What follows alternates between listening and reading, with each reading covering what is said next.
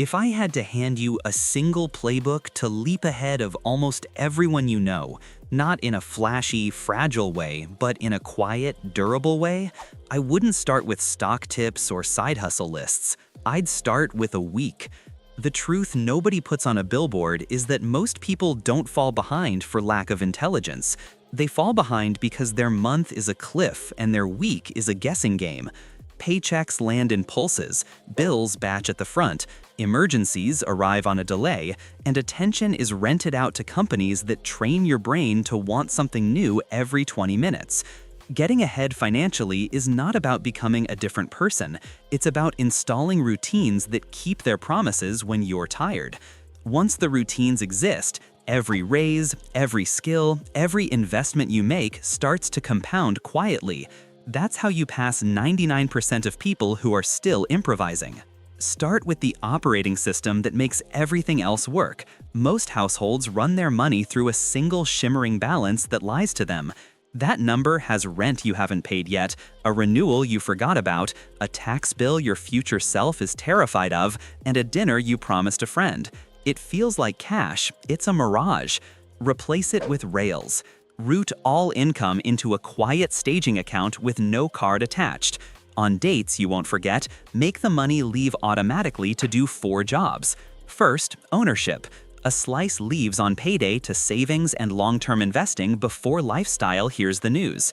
Second, stability. Fixed bills draft from a separate bills account in the first week. Roof, utilities, phone, internet, transport, insurance, childcare, minimum debt payments, so drift can't spawn late fees. Third, predictability. Tiny buckets fund the irregulars that are actually predictable. Tires, copays, gifts, school events, licenses, travel, December, deductibles. Fourth, life. A weekly card refills every Friday to carry groceries and ordinary days, so drift lasts no more than 6 days. Do this, and Fridays become boring. Boring is the sensation of wealth being built indoors. People who never quite get ahead confuse willpower with design. When you pay yourself last, saving requires you to be your best self every day. When you pay yourself first on rails, saving requires you to be your best self once when you set up the system. The rest of the month is maintenance. That shift is the difference between a plan that survives loud weeks and a plan that melts at the first surprise. You don't need a new personality. You need a calendar that moves money before your mood does.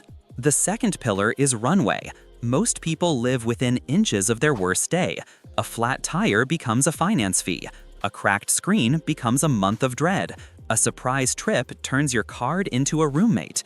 Get ahead by building a sleep fund and naming it out loud. Words change behavior.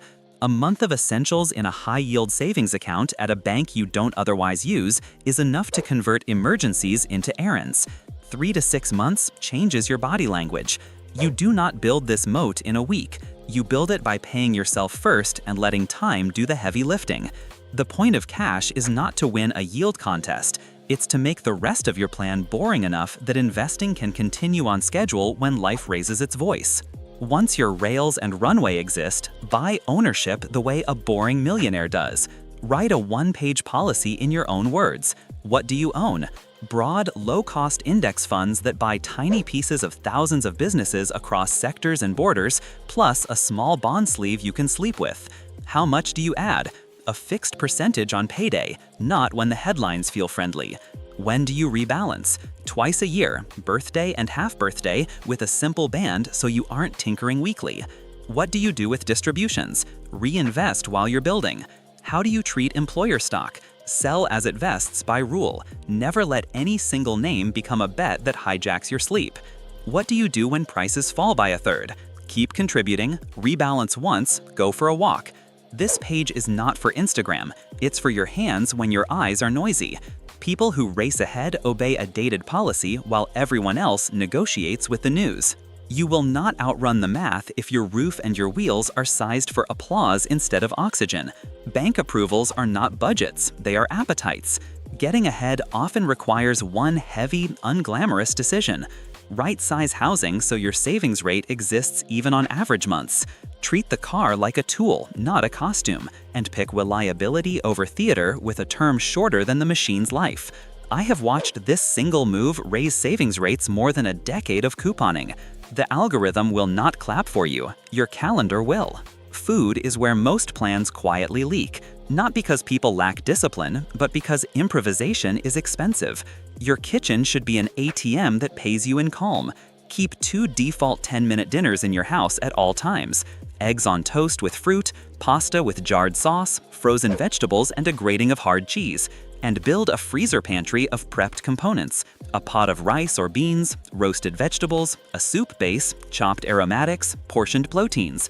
Batch cook for an hour on Sunday, and you'll turn 4 takeout nights into 4 nights of assembly. Getting ahead is not about living on lentils forever. It's about removing the situations that force you to pay surge pricing for mood changes in a bag. Now, the habit that will move you faster than almost anything else: keep receipts for outcomes, not hours, and ask to be paid for them.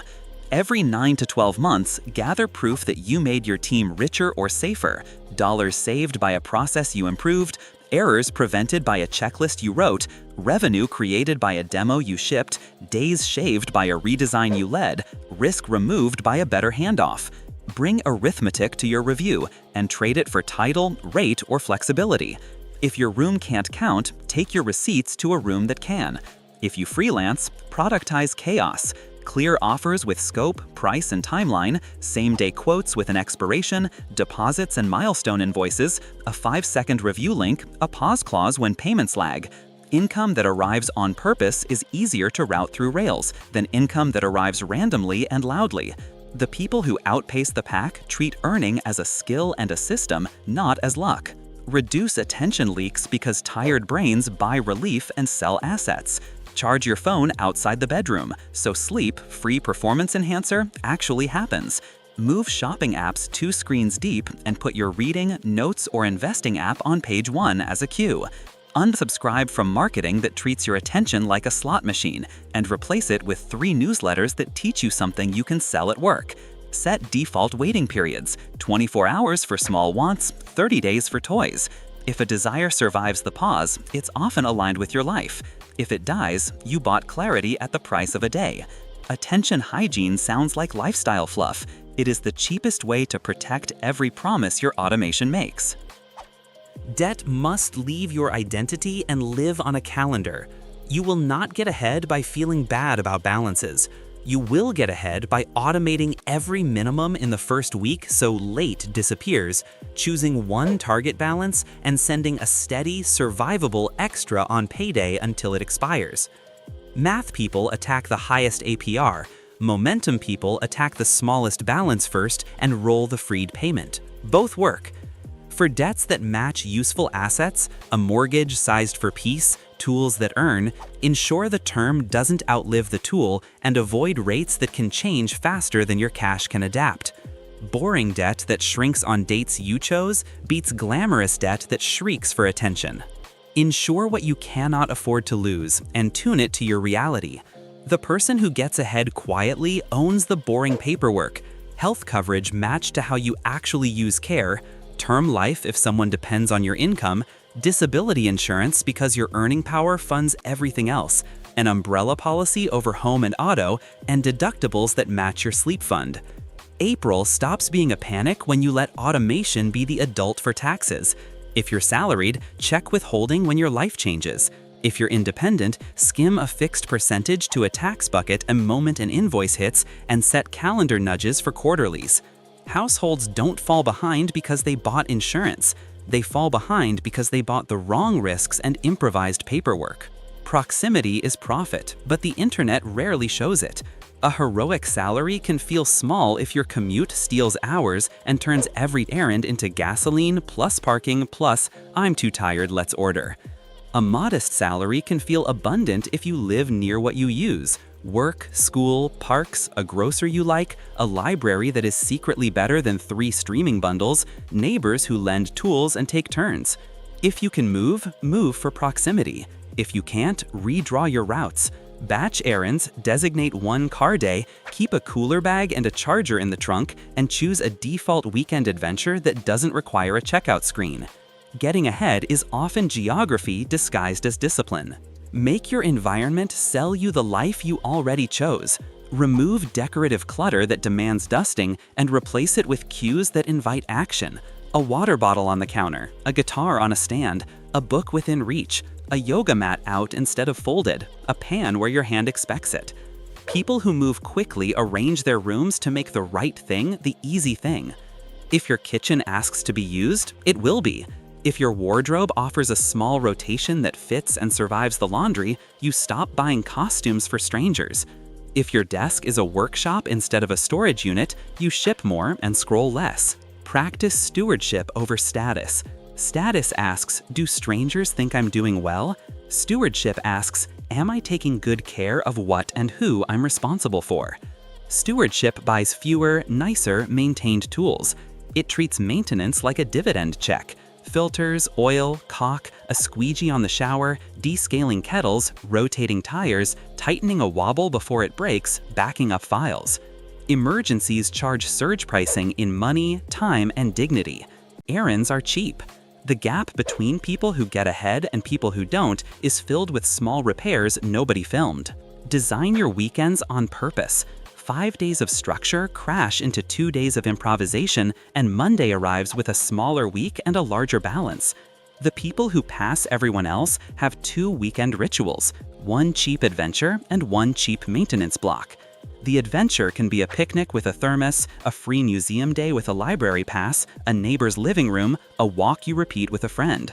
The maintenance block is an hour that makes the week easier. Batch cooking components, staging outfits, charging devices, tidying a surface, checking rails. Because Monday's version of you isn't superhuman. They are tired and grateful for Sunday's generosity. Stop renting identity. Looking expensive has an interest rate. The clothing that performs status but can't survive the washer, the kitchen that performs identity and keeps you from cooking, the car that performs ambition while selling you 8 years of interest, these are contracts with a monthly invoice.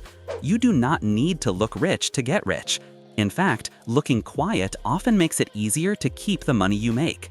Tools that work and rooms that work are status you can spend. Teach your household logistics instead of telepathy. Money fights are expensive because they recruit purchases as proof. Agree on an ask-first threshold and keep 2 small no-questions allowances so adults have toys without court.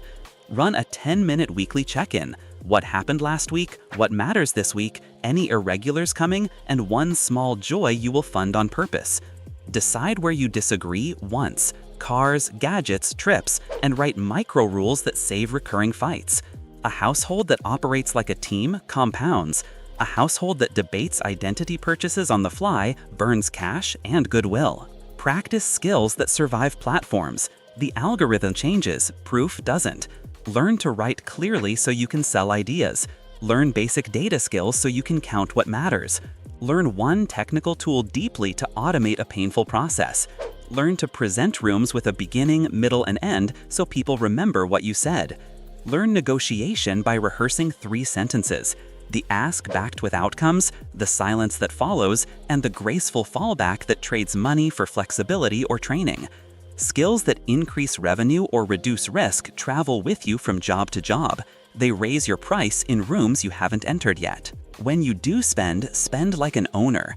Buy the smallest that does the job, the simplest that can be serviced, and the most standard that can be shared. Small means cheaper to operate and store.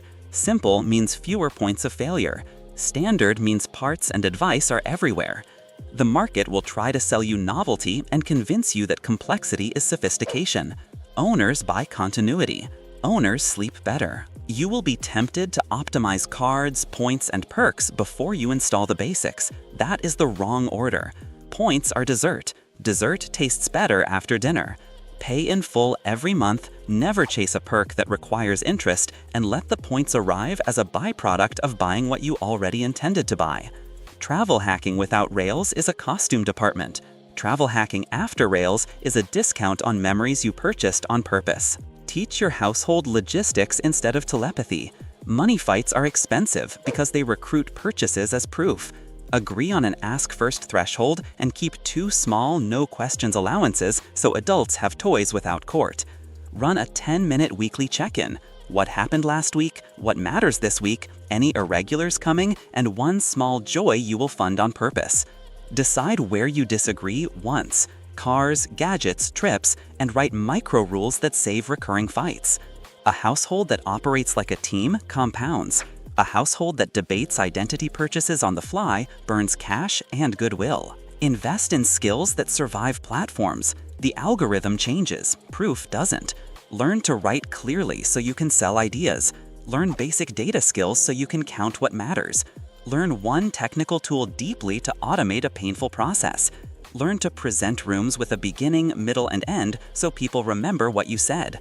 Learn negotiation by rehearsing 3 sentences: the ask backed with outcomes, the silence that follows, and the graceful fallback that trades money for flexibility or training.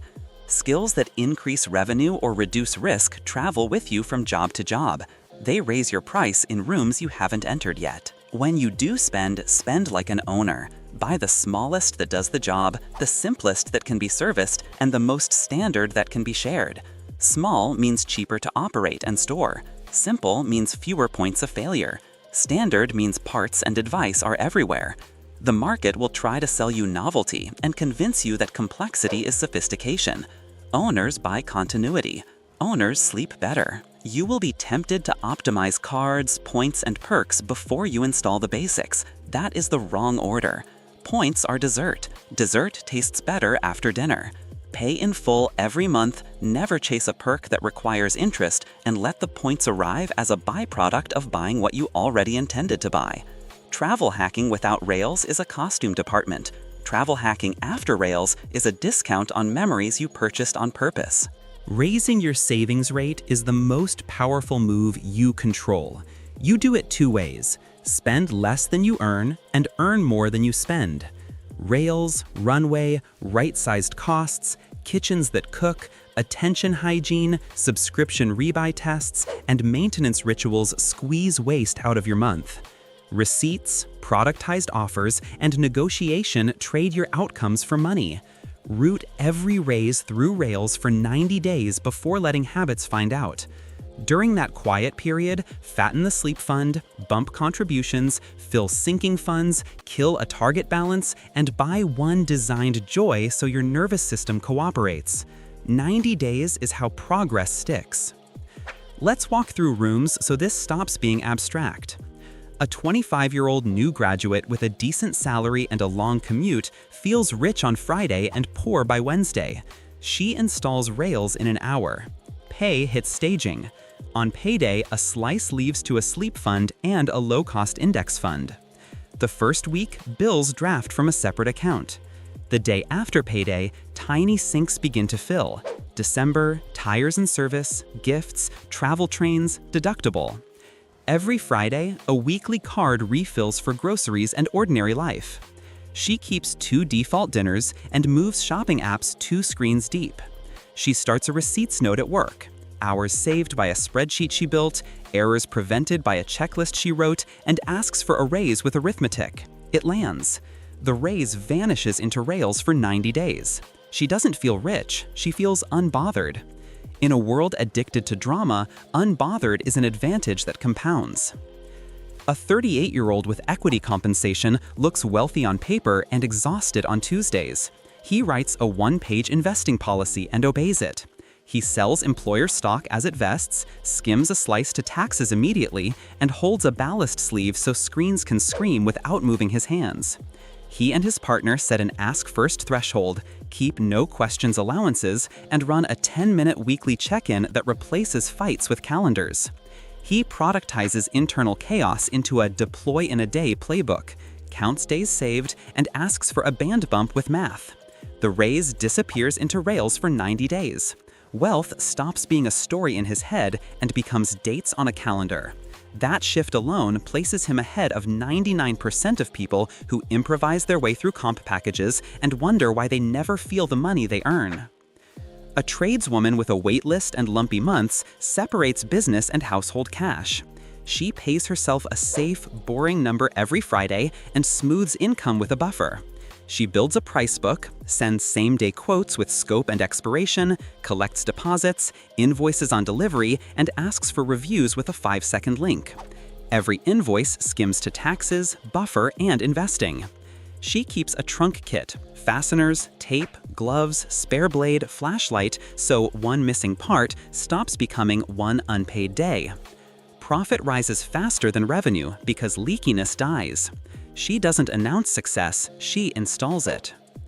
A caregiver with a modest salary and high stakes tunes insurance to reality, aligns deductibles to the buffer, and routes a small automatic contribution to broad funds on payday. She can't move, so she redraws geography on paper. One car day, batched errands, a cooler bag and charger in the trunk, library passes over streaming bundles, 2 default dinners that help weeknights survive. The dignity of a month that no longer wins by default is what getting ahead feels like from the inside. A student who feels perma-broke adopts miniature versions of the same moves. $10 leaves to a sleep fund on payday because identity matters more than amount. A $25 weekly refill keeps drift contained. A cooling off cue replaces impulse buys. She borrows tools before buying something she'll use fewer than 4 times a year, and learns 3 repairs from YouTube that pay her forever. She builds a tiny portfolio of outcomes, not vibes, and lands a campus job by showing proof. The numbers are small. The slope is undeniable. A steep slope early is how you outrun a slow start later. You will wobble. Everyone does. You will overshoot a week, miss a transfer, raid the buffer for a real emergency, read a headline that tries to put your hands on a keyboard at midnight. The difference between people who sprint for a month and people who win for a decade is not virtue, it is repair speed. Never miss twice. If you miss, resume on payday. If you overspend, trim next week. If the buffer takes a hit, refill it before anything else. If markets scream, obey your rebalancing date and go for a walk.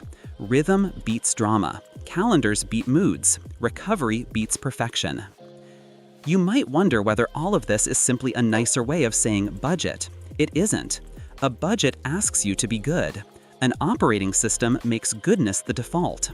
People who get ahead of 99% of their peers aren't morally superior. They are boringly consistent. Their Fridays look the same, their bills draft without a fight, their groceries are in the house before hunger negotiates, their subscriptions have to earn their keep every quarter, their debt shrinks quietly, their portfolio grows noisily on some days and silently on others, but their hands don't flinch. Their partners know the thresholds, their weekends carry the plan. Their rooms are arranged so that their future self has an easier day than their past self did. If you want a ceremony you can finish tonight, keep it small and real. Rename one account Staging, Rails, and route your next paycheck there. Open a savings account at a bank you don't otherwise use, and name it Sleep Fund. Open a simple brokerage if you don't have one. Schedule 4 transfers on dates. Savings and investing on payday. Bills and minimums in the first week. Tiny sinks the day after payday with names that make you smile. A weekly refill every Friday for groceries and ordinary life. Move recurring bills toward the first week by asking providers. Most will say yes. Write a 1-page investing policy in your own words and tape it where panic can find it. Choose 2 10-minute dinners and put the ingredients in your kitchen. Move shopping apps 2 screens deep and put your reading or broker app on page 1. Cancel 1 subscription that fails a rebuy test and route the dollars to tires and service. Put a maintenance hour on Sunday and a cheap adventure on the calendar. Then go to bed on purpose. Tomorrow, you'll feel the first dividend of being ahead. The transfer will leave on time without your courage, the bills will draft without a wrestling match, the weekly card will refill and you'll feel nothing. That nothing is the point. It is the absence of a cliff. Over the next months, you'll notice your shoulders soften when you look at your sleep fund. You will invest on schedule without asking the internet for permission. Your kitchen will rescue your week. Your car will start without drama. Your inbox will be quieter. Raises will route through rails before lifestyle hears the news. You will still wobble, and then you will repair faster than most people start. That is how you get ahead of 99% of people financially, not by outsmarting them on a single day, but by building a week that keeps a promise you only had to make once. At some point, someone will ask what your secret is. You will be tempted to give them a tip. Don't. Give them a week.